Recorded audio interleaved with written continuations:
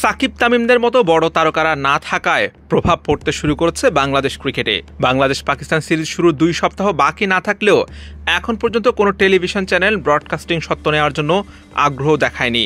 বাংলাদেশ ক্রিকেটের জনপ্রিয়তা যে দিন দিন কতটা নিচে নামছে সেটা বোঝাই যাচ্ছে।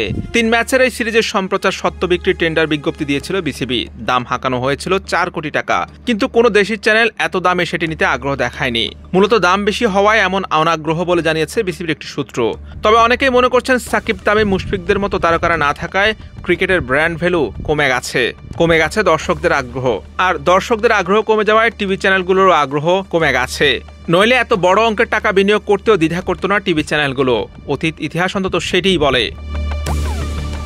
বাংলাদেশ পাকিস্তানের মধ্যকার 3 ম্যাচের টি-20 সিরিজ শুরু হচ্ছে আগামী 20 জুলাই। 3 ম্যাচের এই সিরিজের সম্প্রচার স্বত্ব বিক্রির টেন্ডার বিজ্ঞপ্তি দিয়েছিল বিসিবি। দাম হাঁকানো হয়েছিল 4 কোটি টাকা। আগ্রহী প্রতিষ্ঠানগুলোর সিকিউরিটি মানি জমা দেওয়ার শেষ সময় ছিল মঙ্গলবার দুপুর 12টা পর্যন্ত। বিসিবির একটি সূত্র জানিয়েছে, সময় অনুযায়ী দেশি কোনো চ্যানেল টাকা জমা দেয়নি, এমনকি টি স্পোর্টসও আগ্রহ দেখায়নি। দাম বেশি হওয়ায় মূলত এমন অনাগ্রহ বলে জানিয়েছে সূত্রটি। এতে দেশি চ্যানেলে পাকিস্তান সিরিজ সম্প্রচার নিয়ে জেগেছে শঙ্কা। শুধু পাকিস্তান সিরিজেই নয়, এর আগে জিম্বাবুয়ের বিপক্ষেও কোনো টিভি চ্যানেল আগ্রহ দেখায়নি। ফলে দেশের সরকারি চ্যানেল বিটিভিকেই বেছে নিতে হয়েছিল বিসিবির। কেবল এই সিরিজ নয়, ভারত সিরিজ পিছিয়ে যাওয়ার কারণে আগামী 2 বছরের জন্য মিডিয়ার স্বত্ব কিনতে এখনো আগ্রহ দেখায়নি কোনো ব্রডকাস্টার। আপাতত বিসিবির মাথা ব্যথা পাকিস্তান সিরিজের জন্য টিভি স্বত্ব কেনা নিয়ে। শেষ পর্যন্ত অপেক্ষা করবে বিসিবি। যদি তারপরেও কোনো টিভি চ্যানেল আগ্রহ না দেখায়, তাহলে নিজ থেকেই ব্রডকাস্টারদের কাছে যাবে বিসিবি। খেলা দেখায় এমন একটি ওটিটি অ্যাপের শীর্ষ কর্মকর্তা দৈনিক দেশ রূপান্তরকে জানিয়েছে, গ্রাহকের কাছ থেকে সাবস্ক্রিপশন এবং ওভারের মাঝে বিজ্ঞাপনের প্রদর্শনী থেকে আয়, এভাবে ওটিটি প্ল্যাটফর্মগুলো আয় করে থাকে।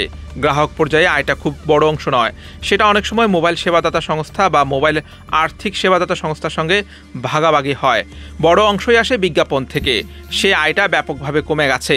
বিজ্ঞাপনী সংস্থাগুলো ক্রিকেটে আগ্রহ দেখাচ্ছে না। ফলে সম্প্রচার সংস্থা যে স্বত্ব কিনে সেকেন্ডারি মার্কেটে বিজ্ঞাপন বিক্রি করে টাকাটা তুলবে, সেই জায়গাটাতে বিপুল ঘাটতি দেখা দিয়েছে বলে প্রতিষ্ঠানগুলো আগ্রহ দেখাচ্ছে না। একসময় বাংলাদেশ দলের খেলাগুলো ঘিরে টিভি চ্যানেলগুলোর মাঝে হিড়িক পড়ে যেত। বিশেষ করে সাকিব আল হাসান, তামিম ইকবাল, মুশফিকুর রহিমদের নেতৃত্বাধীন সময়গুলোতে বিসিবিতে ব্রডকাস্টিং স্বত্ব কেনার জন্য লাইনে দাঁড়াতো দেশের বড় বড় টিভি নেটওয়ার্কগুলো। তবে সাম্প্রতিক সময়ে দৃশ্যপট বদলে গেছে। আবার অনেকেই মনে করছেন, ক্রিকেট নিয়ে ব্রডকাস্টিং মিডিয়াগুলোর এমন অনীহা তৈরির পেছনেই দেশের ক্রিকেটের টানা বাজে পারফরমেন্স, তারকাবিহীন স্কোয়াড এবং দর্শকদের আগ্রহ কমে যাওয়াই মূলত ব্রডকাস্টিংয়ের সংকটের পেছনে প্রধান কারণ। পাশাপাশি বিসিবির আর্থিক শর্তগুলো হয়ে উঠেছে বড় প্রতিবন্ধকতা। তবে সব প্রতিবন্ধকতাই জয় করা সম্ভব যদি বাংলাদেশ দল ভালো খেলে। বাংলাদেশ দলের পারফরমেন্স ভালো হলে এই সংকটও কেটে যাবে বলে বিশ্বাস ক্রিকেট বিশ্লেষকদের। হুসাইন আরমান, বিটি ক্রিক টাইম।